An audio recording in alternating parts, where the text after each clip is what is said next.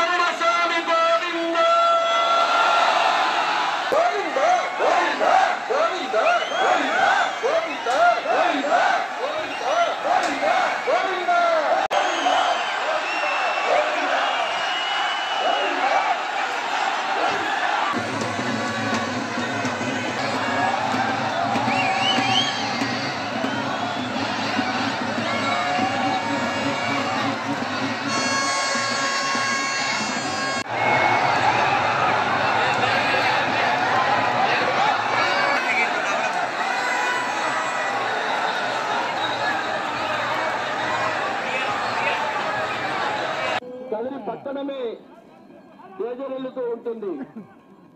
Kadiri రథోత్సవంలో Andhra Pradesh, Telangana, Karnataka, Madhya Pradesh, Gujarat, Maharashtra